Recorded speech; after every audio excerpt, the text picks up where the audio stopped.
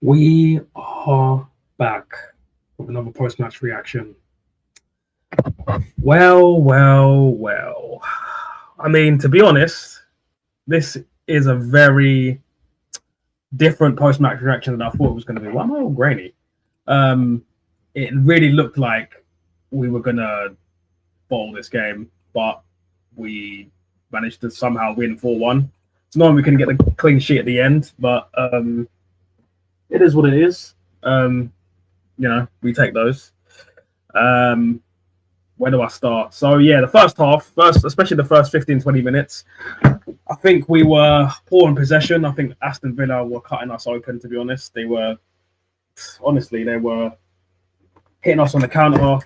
Our midfield looked open, really open. Marino in midfield, it doesn't work. It really doesn't work.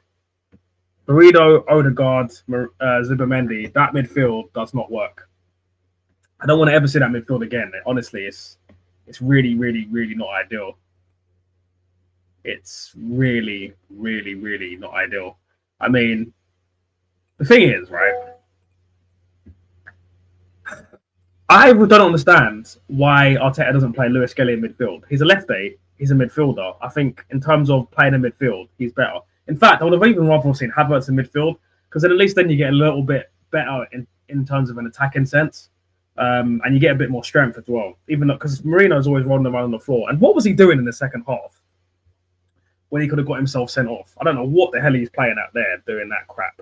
I don't know what he's playing at, but he got away with it. He was lucky as well because to me that's a second yellow. Had his hands all wrapped around him, not good enough for me. Next point I want to talk about Gyökeres's form, boy.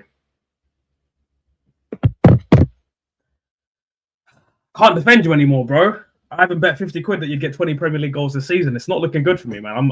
I might be fried. I might be absolutely fried. It's not looking good. I mean, boy.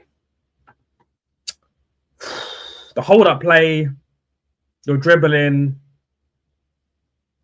I just don't really understand what you have to offer. I mean, we don't play into your strength, which is getting the ball ahead of you so you can hit it first time or you can get clean strikes away. But even still, bro, your dribbling is looking like Martinelli, man. It's looking poor. It's looking really bad, man. It's looking really bad. And I was a big fan of you. I was a big fan of the signing, but you're not Gyökeres, man. I mean, does Arteta need to change the system? Do you need to be dropped? I mean, now that Havertz is back and Jesus has just scored, it's really not looking good for you. You might end up becoming a squad player, bro. 27 and peaking your powers, you could become a squad player. I mean, it is what it is. Definitely a tale of two halves. The first half, we were awful. I think we were getting pressed. Do I rock? What does that mean? I'm not sure what you mean by that, mate. Odegaard definitely stepped. There was finally a captain's performance from my captain.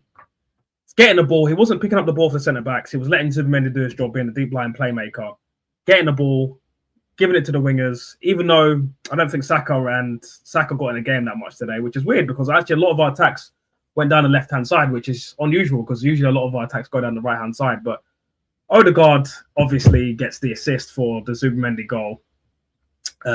So I think he played really well, especially in the second half. You could see there was a little more attacking intent, some really good touches. He was shooting outside the box. He wasn't overpassing. So you know what?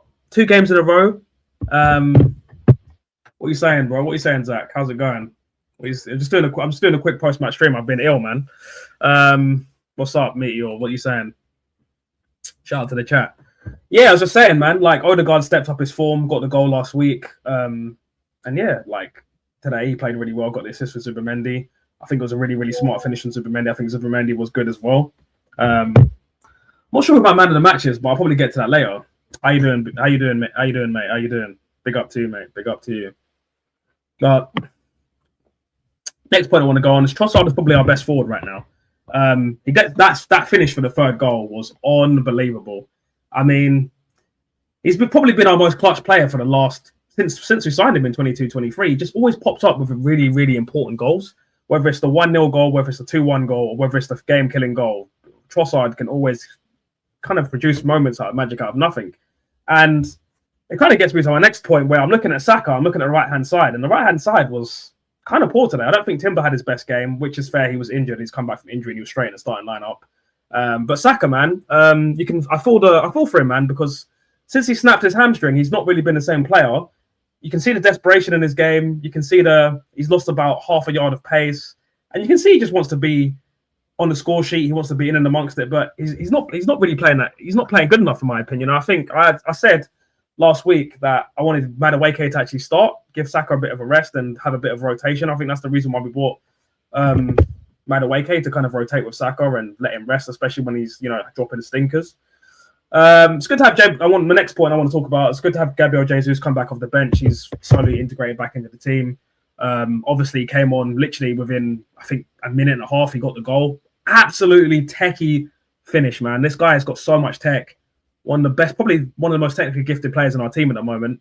And yeah, beautiful finish. Nice assist from Trossard, getting the goal and the assist. And yeah, love the celebration. I belong to Jesus. Love it. Yeah, I mean, I'm so glad to have him back, because I did say in a couple of streams ago that if out of all the attacking players that are coming back from big long-term injuries, I think Gabriel Jesus will probably offer us the most. And right now, he's looking like a better striker than Gyökeres. Gyökeres is looking, honestly, he's looking like a dud, man. He's looking like a real fucking dud, man. Saka looks like he's going into spaces he didn't used to, because he's so thirsty. Exactly, Zach, you got it spot on, man. He's you can see the desperation in his game. Like, he looks thirsty, bro. He looks thirsty. He's passing when he should shoot, and he's shooting when he should pass. And to be honest, I think he should be dropped. I think it's unfair, which kind of leads me to my next point, which is Ethan Nwaneri not even making a squad today, which for me is criminal, because last season, when everyone was injured, Nwaneri basically carried us, man. Nwaneri basically carried us. I mean, I think he's been kind of hard done by the manager, to be honest. I think he'll go on loan. I'm hearing rumors of Bournemouth. I'm hearing rumors of Brentford. So I think he'll definitely go on loan. But I think it's sad, man. I think he's a really, really good player. And to be honest, I think if Saka's going to drop these stinkers, I'd drop him for Nwaneri. But obviously the manager doesn't trust him in the middle, doesn't trust him on the wing, and he's probably going to go on loan and probably eventually be sold, which I think will be a real shame. Yeah, I don't know really what else to say. Gabriel getting the corner goal. I mean, set piece FC Olele can only be done with Gabriel Magalhaes in the team. Solid defensive performance. Got the goal, and it's just so good to have him back, man. He's just so world class. He's our best player. In my opinion, best centre back in the world. Yeah, he's so good, and he just makes us play so much better. He's a threat in both boxes, and it's such a nice feeling to just have our back four back. Obviously Calafiori is injured, but I actually prefer Nkape at left back anyway. So, statement win 4-1 at home to Aston Villa. Obviously they beat us away at I always get the name of their stadium, but Villa Park. 2-1 Wembley, last minute goal. I said for me today, this is a must win. Anything but a win. I would have taken the 2-1, but anything but a win today would have been unacceptable. I'm glad we got all 3 points. It's a shame we didn't get to keep a clean sheet, but for me, it's a statement win. City play on New Year's Day, so it's over to City now to obviously close the gap for the title race. I think Aston Villa still win the title race, but that's obviously going to be a big blow. David Rice, world-class save. I don't know how the hell we saved that. Obviously, he didn't get to keep his clean sheet, which I think he deserved a clean sheet for that goal, for that save at the end. But my God, he's so good, man. I didn't realize he was this good. I mean, I wanted him before we had Aaron Ramsdale. I said, I think we should eventually pick him up, but then we actually got him, and I think he's been a bit of a revelation for us, to be honest. I think sometimes he has these weird moments where he's getting lobbed and stuff, but I think that's down to the manager's instruction. It's not really him, his ability per se, but yeah. And my last point before I wrap up this post-match reaction is Mikel Merino should never ever play in midfield for this club ever again. He offers absolutely nothing. Defensively, he's rubbish.